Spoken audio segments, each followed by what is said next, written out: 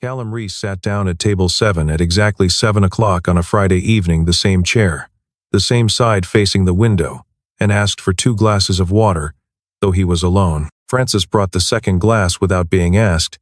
She had been doing this for 154 weeks. Sloane Whitaker stood at the far end of the dining room, clipboard in hand, her eyes moving across the space the way a surveyor reads land.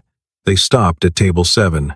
1 man, 2 glasses, an empty chair. She leaned toward Frances and asked quietly, "Who is he waiting for?" Frances didn't answer right away, and that was the answer. Alderton's had been on the corner of Merchant and Elm in Ashford, Connecticut for 30 years. The booths were dark oak, worn smooth at the armrests. The lighting was the kind that came from low-wattage bulbs and amber glass shades, the kind that made everything look like it was happening inside a memory. The regulars knew each other's names and their usual orders. Carl from the hardware store always sat at the counter. The Bergman sisters came every Thursday for the soup.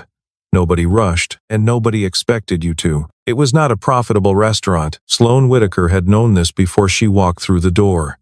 She had the spreadsheets, the lease history, the revenue projections, all of it prepared by her team at Whitaker Hospitality Group, which had acquired Alderton's 3 weeks earlier as part of a package deal involving 4 other properties along the Connecticut shoreline. She was here to assess the gap between what Alderton's was and what it needed to become. She moved through the dining room with her clipboard, noting the water-stained ceiling panel near the kitchen door, the menu that hadn't changed its font since the 90s, the floor tiles that were original and showed it. The numbers in her head were already rearranging themselves into renovation line items. Then she noticed the man at table 7. He was wearing a flannel shirt, the kind that had been washed enough times to go soft at the collar. His hands on the table were a carpenter's hands, broad across the knuckles, with a pale scar along the left thumb. He sat with his back straight in a way that had nothing to do with posture, and everything to do with habit, the kind of stillness that came not from ease but from long practice at containing something. There was something that didn't fit.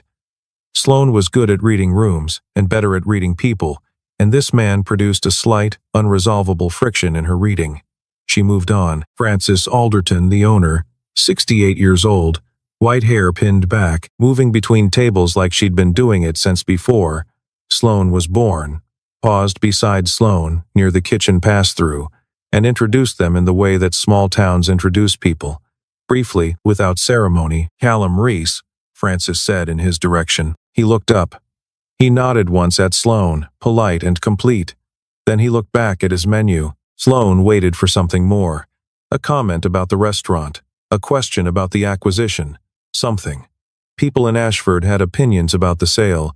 She'd heard several of them already. Callum said nothing. She excused herself and moved on.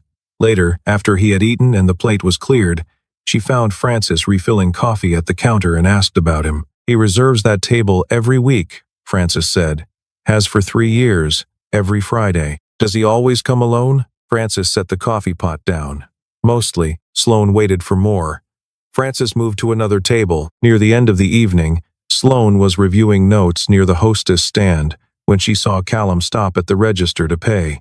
He settled his own bill, then said something to the young woman behind the counter. She glanced toward the table beside his, an elderly couple, still working through their desserts, and nodded. He handed her a card and left before they noticed. Sloane watched him push through the front door and disappear onto Merchant Street. She stood there a moment with her pen uncapped and her question unasked. The dining room was quiet after closing. Frances was in the kitchen, and the dishwasher had gone home, and the only sound was the soft creak of the building settling in the October cold. Sloane sat at the back table with a box of files she'd had brought over from her team, the lease documentation for the Alderton's property, and the 4 adjacent parcels, all part of the transaction portfolio. She went through them in order. The restaurant lease was straightforward until it wasn't. The tenant was Alderton's LLC. The property owner was listed as Reese Capital, LLC. No public address, no website, a post office box in Fairfield County. The signatory on the lease renewal, countersigned each January for the last 6 years. C. Reese. Sloane stared at it for a moment. Then she called Frances back from the kitchen. "The building owner," she said, and turned the page so Frances could see the name. "Who is this?" Frances dried her hands on a dish towel and looked at the page without touching it. "He doesn't like people knowing," she said. "Frances, It's Callum. She folded the dish towel in half. Callum owns the building. Has for 6 years. When I was going to have to close rent, was going to double when the previous owner sold. He bought the property and locked in the old rate.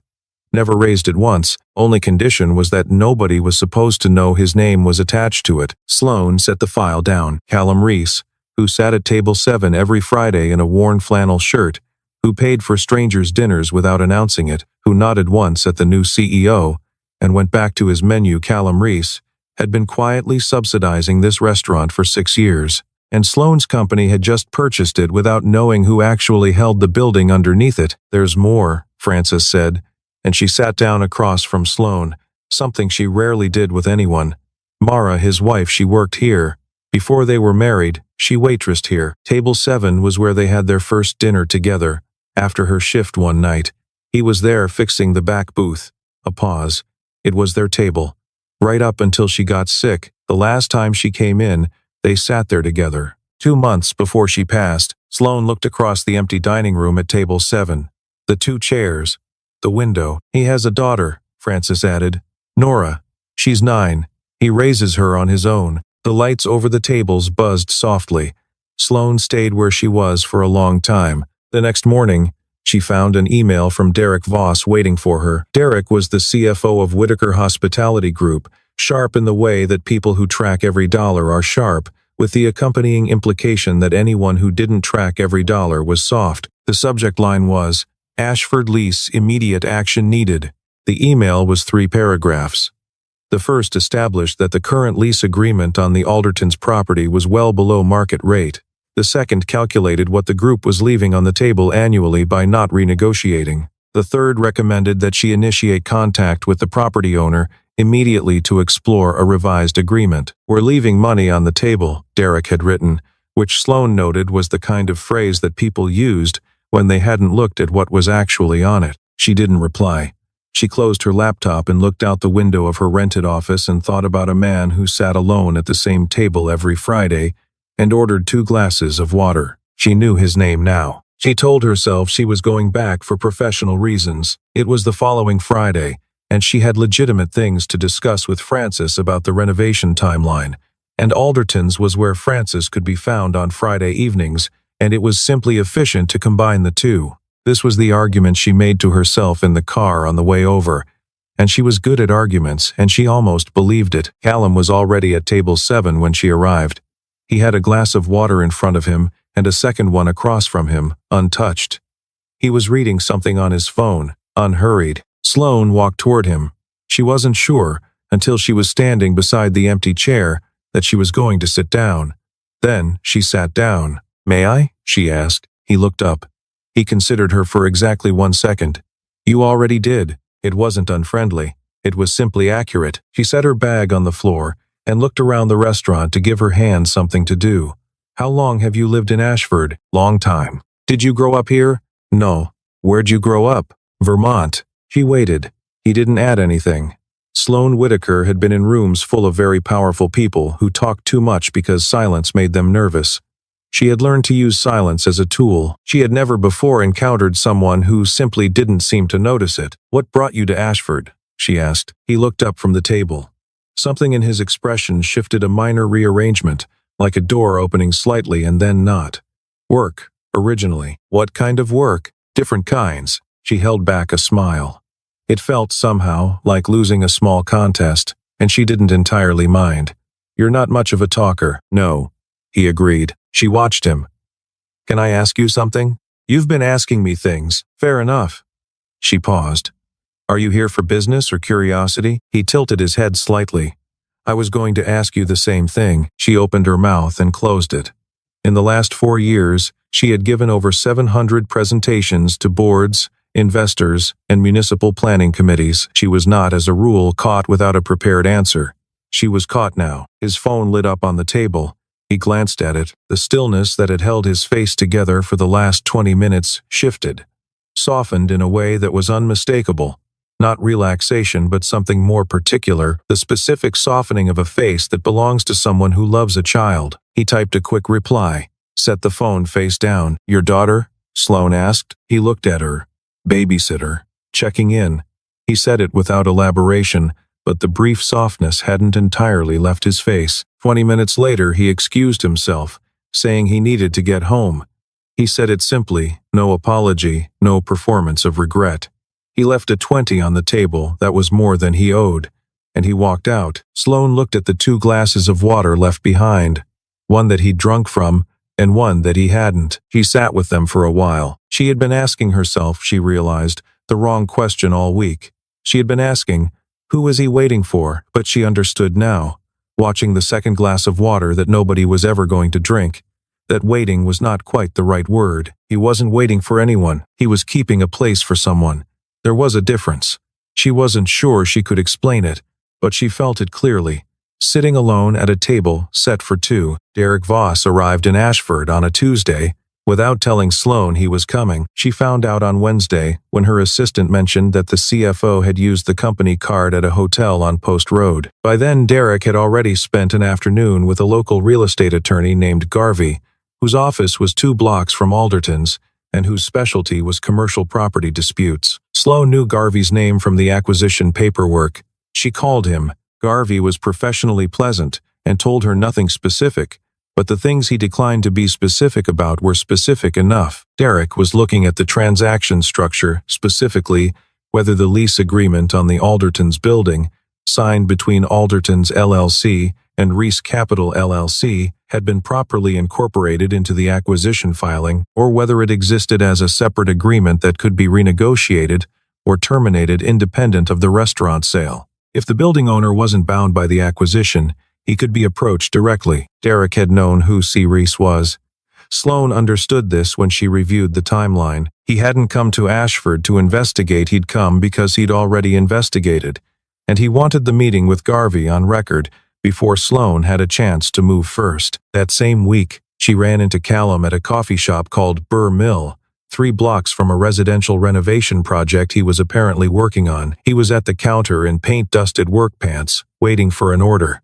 She was second in line. They recognized each other at the same moment. Outside Alderton's, in the ordinary light of a Tuesday morning, he looked different. The restaurant had a way of framing him, the amber light. The quiet, table 7 that she now realized had been shaping her impression of him. Here he was just a man at a coffee counter, taller than she remembered. Tired in the way that people are tired when they've been doing physical work since early. They talked for 12 minutes on the sidewalk outside, coffee in hand. She learned that he'd been in Ashford 11 years, that he had grown up near Burlington, that he preferred working on older structures because newer ones didn't give him anything to problem solve. He learned that she'd been at Whitaker for 7 years, that she'd grown up in Baltimore, and that she didn't drink coffee but was holding a cup of it anyway because it gave her something to do with her hands in cold weather. Neither of them mentioned the building. Neither of them mentioned the lease. They both knew there was something held back. The knowledge of it sat between them, not uncomfortable, just present, the way an object on a table occupies space without demanding attention. That evening, Frances called Callum. Her voice had a particular tightness when she was frightened, a quality he recognized from the year she'd nearly had to close. "A man named Voss came by today," she said. "He was asking about the lease, asking whether I'd had any contact with the building owner, how long the current rate had been in place." A pause. "He said he was asking on behalf of Whitaker." Callum was quiet for a moment. "Frances," he said, "don't sign anything. If anyone brings you a document, call me before you touch it." "Callum, it'll be okay. Just don't sign." Mara had loved the color blue the way some people love blue without being able to explain it. Every painting in the house had blue in it somewhere. When Nora was born, the blanket Mara chose was the particular shade of the sky in September, before autumn had committed to itself. Nora wore the blue dress on her mother's birthday, because she had decided this was what one did. It was a private logic that needed no explaining. She was 9 years old, and she held her decisions with great seriousness. She carried a drawing she'd made at school, a house with a large tree, 2 figures in front, a smaller figure who was clearly herself. She had folded it carefully and brought it in the front pocket of her coat. "This is for Mom," she told Callum in the car, not as an announcement, but as a clarification, as if he might have wondered. "I know," he said. Frances met them at the door. She had set table 7 with a small candle before the restaurant opened, which was something she'd done every year. Nora went straight to the table, stood before it with the gravity of a child completing a ritual, and placed her folded drawing in the center. Then she asked Frances, "Did she used to sit here?" "Every Friday," Frances said. "She always looked out the window." She said the street looked different from this table. Nora sat down in the chair that faced the window, which was the chair that was never sat in, and looked out at Merchant Street with the concentration of someone trying to see what someone else once saw. Sloane arrived at 7:15. She had made a reservation not because she'd expected to see Callum, she told herself, but because she'd wanted a quiet dinner, and Alderton's was where she went when she wanted that now. She stopped just inside the door when she saw the child at table 7. Nora was talking to Frances with her hands, explaining something about a teacher who had mispronounced a word and refused to be corrected. Frances was listening with the full attention that adults rarely give children, and Nora was luxuriating in it. Sloane stayed near the door. The scene had a quality she didn't want to interrupt. Callum saw her from across the room. He lifted his chin toward the open seat at his table. She walked over. Nora looked up. "Do you know her, Dad?" "Getting there," Callum said. Nora evaluated Sloane with the frank, uncalculated assessment that 9-year-olds deploy. "You're the one who bought the restaurant?" "My company did." "Yes. Frances says you're going to change things." "Some things need updating," Sloane said. "Some things don't." Nora seemed to find this acceptable. Then she asked, "Do you eat alone a lot?" Sloane paused. Across the table she felt Callum's attention without looking at him. "Yes," she said. "Quite a bit." Nora nodded slowly, as if cataloging this alongside other data. "I used to, before Dad started bringing me here." She reached over and straightened her drawing in the middle of the table, aligning its folded edge with the edge of the placemat. "It's better when someone else is there." After dinner, Callum walked Nora to the car, and Sloane stayed to settle her check. She was sitting alone at table 7 when her phone rang. "Derek's number," she answered. "I figured out who C. Reese is." His voice had changed. The professional distance was gone. What replaced it was something older, the tone of a man, reminding a subordinate of the hierarchy. "We need to talk before you do something sentimental, Sloane." She looked at the drawing Nora had left on the table. A house, a tree, 3 figures. "Good night, Derek," she said, and ended the call. She met Derek the next morning in the temporary office space they'd rented on Bridge Street. He had a presentation prepared, which told her everything about how confident he was, because Derek only made slides when he believed the argument was already won. He walked her through it. Reese Capital LLC did not own only the Aldertons building. It owned the 3 adjacent properties on that block, as well the old print shop, the vacant storefront that had been a pharmacy, and the corner parcel that was currently a parking lot. Together, the 4 parcels made up an entire city block in the center of Ashford. If the buildings were sold or developed together, the valuation was substantial. If a hospitality group controlled the block, the development potential was, in Derek's words, transformative. "He's not just the man at the corner table," Derek said. "He's the most significant landholder in downtown Ashford, and he's our leverage." Sloane looked at the slides. "When did you find this out?" "Recently." Van Derek, a pause. He adjusted his jacket. "I've been doing due diligence. The acquisition closed 6 weeks ago. Standard due diligence was completed before that." She kept her voice even. "When did you first identify C. Reese?" He didn't answer immediately, which was its own answer. "Pull the full negotiation file," she said. "Everything before the acquisition date." "Sloane, that's not now, please." He pulled it. She went through it at the conference table while Derek stood near the window and said nothing. The file went back further than the acquisition. 8 months back, there was a letter on Whitaker letterhead, signed by Derek Voss, addressed to Reese Capital LLC's post office box, dated the previous February, 4 months before Sloane had been appointed to lead the Ashford project. The letter proposed a purchase of the 4-parcel block at a price that was fair but not generous. There was a response letter, 2 pages, handwritten, scanned. The signature at the bottom was compact and clear. C. Reese, not interested in selling, not interested in negotiating. Please do not contact this office again. Derek had not included this exchange in any report.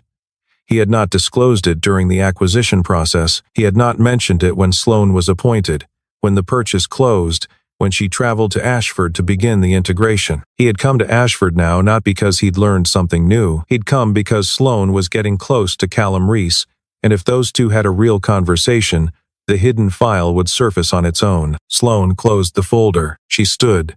She walked to the door. Sloane, Derek said. She didn't turn around. Outside on Bridge Street, the November air was sharp.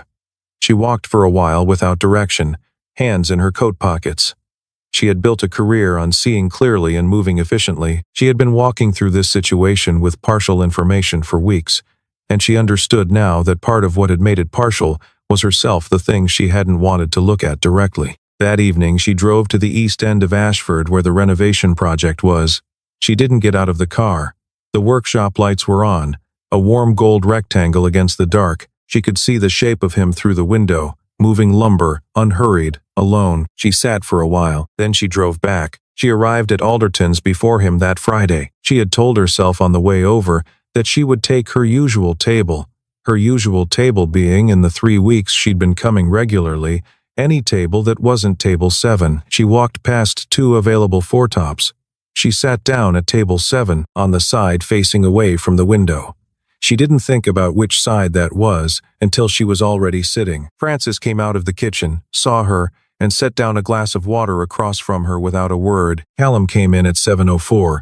He stopped just inside the door. He looked at her in the seat that faced away from the window, and at the glass of water Francis had placed where he usually sat, and at the empty chair where Sloane usually wasn't. He walked to the table.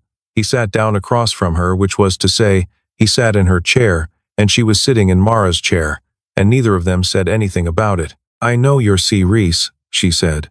"I know you turned Derek down 8 months ago, and I know you've never mentioned any of it to me." He looked at her steadily.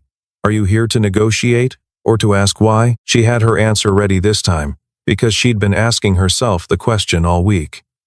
To ask why. He was quiet for a moment. He turned his head and looked out the window at Merchant Street, at the streetlights coming on in the early dark. When he spoke, his voice was different from how it had been in any of their previous conversations, quieter, the way voices get when they're saying something that doesn't get said. "Mara used to love looking out from this angle," he said. "She told me once that the streetlights in Ashford looked like people had set candles out on the sidewalk."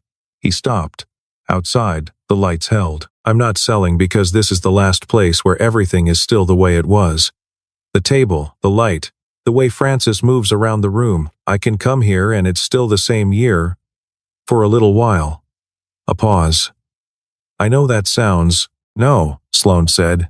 "It doesn't." She understood him, and not the way you understand something that has been explained. The way you understand something you've already known, when someone finally hands you the right word for it. The man across from her had taken the full weight of everything he'd built: the capital, the properties, the quiet power of someone who had never needed anyone to know about it, and he had used all of it to preserve one room, one table, one angle of light on a street his wife had loved. Not for himself. For the version of her that still existed here, in the particular quality of a Friday evening, in the way the window caught the glow. Sloane had nothing to say. She didn't feel the need to. They sat at table 7 until Francis turned the sign on the door. The second glass of water, this time, they both drank. Derek escalated on a Monday. He sent an email to the full board at 11 in the morning, copying the group's legal counsel and the head of corporate development. The subject line was, "Concerns regarding Ashford project leadership." The email was measured in the way that knives are measured, precise, with a specific purpose. It argued that the Ashford acquisition had entered a phase requiring a decision about the adjacent block, that this decision had significant financial implications, and that the current project lead had developed a personal relationship with the key property owner that compromised her objectivity. He recommended that oversight of the Ashford decision be transferred to a senior committee. He had not copied Sloane. She found out through her assistant, who had a contact in legal, who mentioned it because it seemed like the kind of thing she should know about. Sloane read the forwarded email twice. She was not angry in the hot way. She was cold in the way that meant she was already 3 steps ahead of where the feeling was. This was not the first time someone had routed around her by going to a board. She had survived that maneuver twice before in her career. Both times she had survived it by having better documentation and a cleaner record than the person who'd made the move. She began that afternoon. Callum received a legal notice on the same Monday afternoon, delivered by a courier to the renovation site on Glenbrook Road. It was from the corporate law firm retained by Whitaker Hospitality Group not through Sloane's team, through a separate practice group, and it requested a formal review of the lease agreement between Reese Capital LLC and Aldertons LLC, citing, in careful legal language, procedural irregularities in the acquisition filing. He read it at the workbench. He read it again. Then he called Frances. "It's going to get a little loud," he told her. "Stay steady. Don't talk to anyone from the company except Sloane. If anyone else calls or shows up, you take their name and call me." "Is it going to be all right?" Frances asked. "Yes," he said. He folded the letter and put it in his jacket pocket, because they made a mistake before they knew what they were dealing with. Sloane called him that evening. It was the first time she'd called him directly. She'd had his number from the acquisition file for weeks. "Derek is moving from 2 directions, she said. "He's got the board, and he's got legal. I need you to know that neither of those moves came from me." Callum was quiet for a moment. "I know. How?" "Because if they'd come from you, they'd have been smarter." She paused. Outside her window, the parking lot of the rental office was empty and lit. "I'm going to the board directly. I have the file. Everything he hid." Another pause. "I know. You could have told me any of this weeks ago," she said. "Not as an accusation. The original contact, the letter you sent back, yes. A beat. I wanted to see what you'd do when you found out on your own." She looked at the ceiling of her rented office. "And you called me," he said. That evening Callum sat in the kitchen long after Nora was asleep. Her FaceTime call having come and gone, she was at her grandmother's for the week. Before they'd hung up, he'd told her he'd met someone interesting. "Is she nice?" Nora had asked. "Getting there," he said. "Does she eat alone?" He thought about the last 4 Fridays. Less than she used to. The board meeting was on a Thursday morning. 12 people around a glass table on the 14th floor of a building in Hartford. Sloane presented for 40 minutes. She didn't defend herself, because defense implied uncertainty, and she wasn't uncertain. She laid out, in sequence, the prior contact that Derek Voss had initiated with Reese Capital LLC before her appointment. She presented his letter, dated February of the previous year. She presented Callum's handwritten refusal. She presented the internal report filed after the acquisition, which contained no reference to this prior contact. She presented the email Derek had sent to the board, and then she presented Derek's expense report from October, which placed him in Ashford 2 days before he had claimed to be there for the first time. There was no version of these documents that told a story in Derek's favor. The board asked 8 questions. Sloane answered 7 of them directly, and told them she didn't have sufficient information to answer the 8th. That was the kind of honesty boards rarely received and tended to trust when they did. The vote to suspend Derek pending a formal investigation was not unanimous, but it wasn't close. The oversight of the Ashford project remained with Sloane. She stayed in Hartford for another hour after the meeting ended, sitting in a conference room on a different floor with a cup of coffee that went cold while she worked. She wasn't thinking about what she'd won. She was thinking about what she wanted to build with it, which was a different thing entirely, and the more important one. The following week, she brought a proposal to Callum, not across a restaurant table. She sent it by email, because she wanted him to read it without her in the room, without the possibility of her expression or her presence tilting his answer either way. The proposal restructured the entire approach to the block. Whitaker Hospitality Group would not acquire the 4 parcels. Instead, the group would invest in a staged renovation of the Alderton space under a long-term partnership agreement with the property owner. Frances would retain the name, the menu control, and the operating license. Reese Capital would retain title to the building. Whitaker would receive a revenue share and the right to extend the partnership to the other properties over time, contingent on mutual agreement at each stage. It was not a deal that maximized short-term returns. It was a deal that could last 20 years. Those were not always the same deal, and Sloane had spent long enough in this business to know the difference. Callum read it at his workbench at 7 in the morning, sawdust still on his jacket from the previous day. He read it through twice, then set it down, then picked it up again. On the 3rd read, he reached the signature line at the bottom, where Sloane had written, in handwriting rather than type, "I think this is the right thing. Let me know if you agree." He called her. "Who came up with this?" he asked. "I did." A brief silence. "Good." They signed the agreement at Alderton's on a Wednesday afternoon, not in a conference room, not in a law office, at the back table by the kitchen, with Frances as witness, and with Nora sitting beside her father, drawing something intricate and unprompted on a legal pad that had nothing to do with the contract and everything to do with the fact that she was 9 and had been given paper. When they were done, Callum capped his pen and set it down. Sloane picked up her copy of the agreement and felt the specific weight of a thing resolved cleanly, which was a different weight than the usual one, lighter in one way, heavier in another. Francis poured 4 glasses of water and said, "Close enough to champagne." Nobody disagreed. Several weeks later, on a Friday, Callum Reese walked into Alderton's at 7 o'clock in the evening. Francis had set table 7, 2 glasses of water, already poured. He sat down in his chair.